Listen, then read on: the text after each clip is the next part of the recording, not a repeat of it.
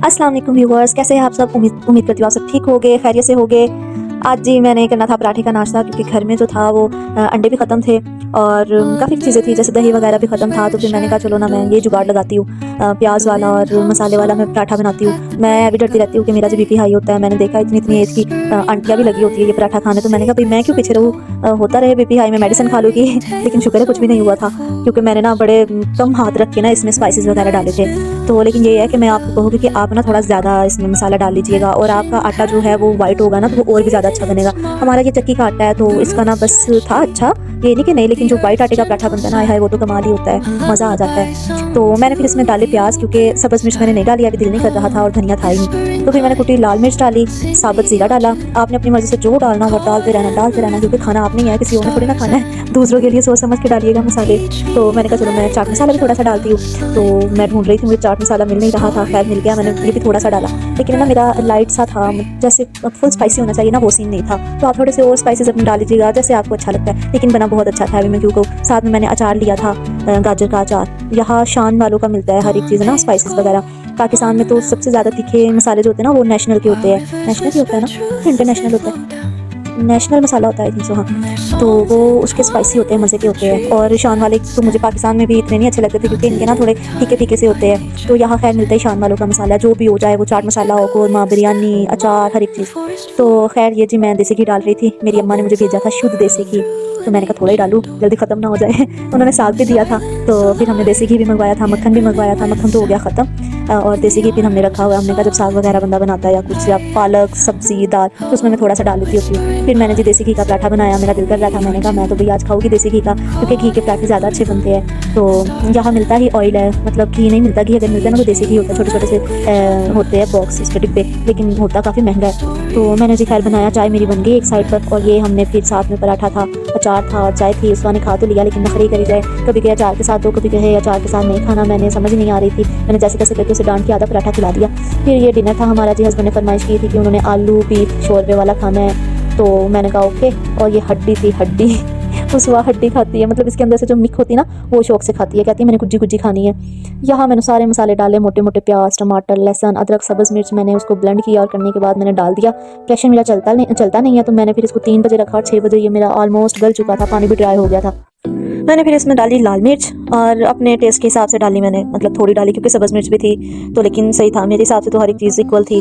थोड़ी सी मैंने ये हल्दी डाली, ये हल्दी यहाँ की शायद प्योर है, लग जाए हाथों से जल्दी उतरती नहीं है, और थोड़ी सी ज़्यादा डाल दो ना दाल में या सालन में। मैं समझती रहती शायद मेरे से प्याज ब्राउन हो गया, वो हल्दी अगर थोड़ी सी ज़्यादा हो जाए तो पता नहीं काली काली सी हांडी बन जाती है। तो ये मैंने फिर हल्दी, नमक, सुरख मिर्च, काली मिर्च साबुत और दालचीनी डाली। साथ में मैंने 2 लौंग डाले थे, ताकि ना स्मेल ना आए। पिसे हुए मसाले मैंने भुनाई के वक्त डाले थे। फिर मैंने उसको रख दिया स्टीम पर। ये जी उस्मान ने मेरे साथ आज काम करवाया था, बर्तन धुलवाए थे और डस्टिंग करवाई थी। तो फिर मैंने उसे कोल्ड कॉफ़ी आइसक्रीम वाली बना कर दी। उसने कहा कि मैंने यही पीनी है। मैंने बोला ओके, आपका इनाम। मैंने थोड़ी सी कॉफ़ी ली, थोड़ा सा पानी लिया, और ये मैंने मतलब 1 टीस्पून लगाया, या 1.5 टीस्पून मैंने शुगर को इसमें डाल के ना तो बीट कर लिया था, क्योंकि उस वक्त डेफिनेटली बच्ची है, तो उसको मैंने ज़्यादा कॉफ़ी नहीं डाली थी। मैं अपने में तो उससे अच्छी खासी कॉफ़ी डालती होती हूँ। ये भी बीटर जो है, हमने तेमू से सामान मंगवाया था, तो उन्होंने हमें एज अ गिफ्ट के तौर पे इसे भेजा था। इसके साथ हम एग बीटर भी है, कि हम वो लगा कर उसे एग को बीट कर सकते हैं, लेकिन पता नहीं ये निकलता ही नहीं है, इतना जोर लगाती हूँ मैं। तो मैंने कहा चलो ये चलता रहे, एग वाले को रहने दो, हम हाथ से ही कर लेंगे। इसमें फिर मैंने डाला थोड़ा सा दूध, क्योंकि उसने ज़्यादा पीनी नहीं थी, तो फिर अभी उसने ज़ाया करनी थी, मैंने फिर थोड़ी सी ही बनाई थी।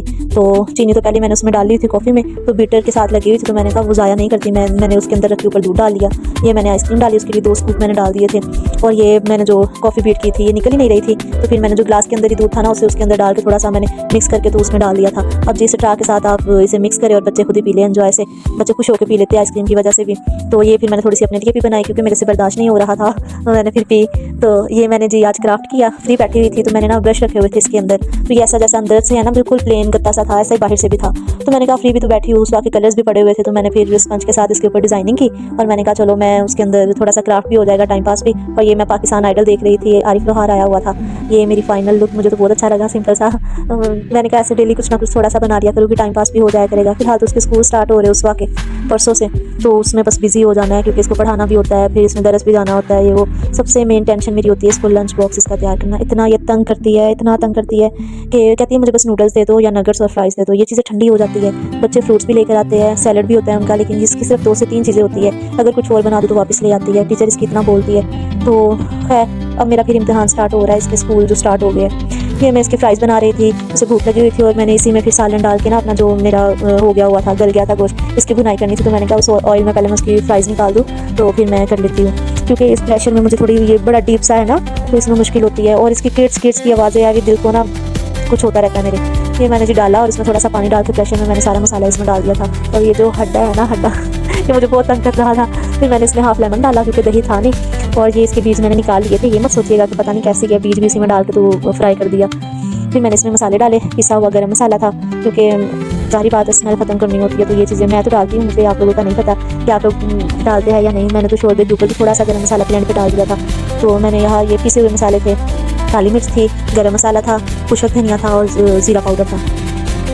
फिर अच्छे से मैंने इसकी बुनाई की, शुक्र है स्मेल नहीं आ रही थी। उससे मैंने मटन बनाया तो पता नहीं वो तो मेरे दिमाग पे चढ़ जा रही थी स्मेल, मुझे समझ नहीं आ रही थी बाकियों को आ रही है या सिर्फ मुझे ही आ रही है। मैंने तो उसमें मुँह भी नहीं लगाया था सालन को। तो ये मैंने जी किया, इसकी आलू डाले। कहते हैं आलू ग्राइंडर का काम करते हैं आपके ना, जो प्याज और टमाटर होते हैं उसको अच्छे से, मतलब एक किस्म का ये जब हम हिलाते हैं तो मैश हो जाते हैं, इसमें शोरबे में नज़र नहीं आते। खैर मैंने तो वैसे ही सारा कुछ ब्लेंड करके डाला हुआ था।